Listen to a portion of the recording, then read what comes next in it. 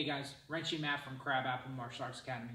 In this video, we will be demonstrating the first 5 stances in the Shuri-Ryu system.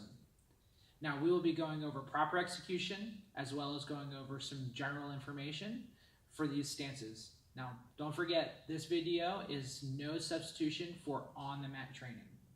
Okay, so first stance we're going to cover is formal stance. Formal stance is executed with the toes and the heels together, with the knees just slightly bent and hands tied at the sides with all fingers together. Now in Japanese, this is also known as Hisoko Dachi.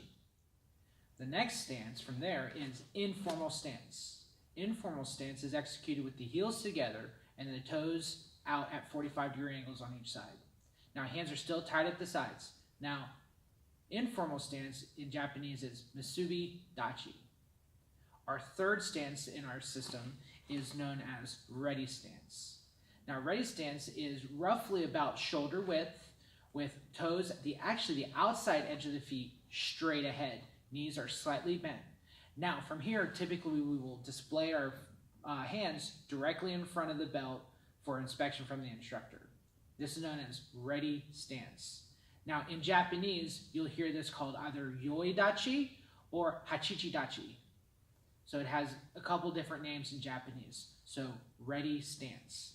Now the next stance from here is horse stance. Horse stance is executed, which is usually between 1.5 to 2 shoulders width from outside edge to outside edge from foot to foot.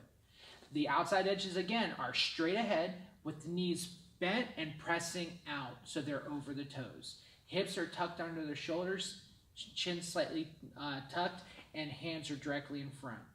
This is horse stance. In Japanese, we call this Kiba Dachi.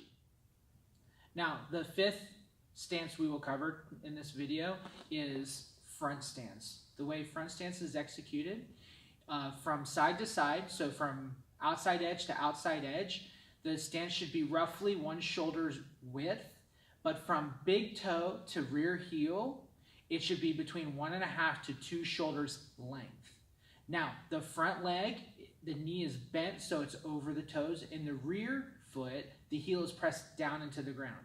This is called front stance. In Japanese, we call this Zen Kutsu Dachi. A lot of times, you will also see us place our hands tight on trigger points just for demonstration of the technique. Zen Kutsu Dachi, front stance.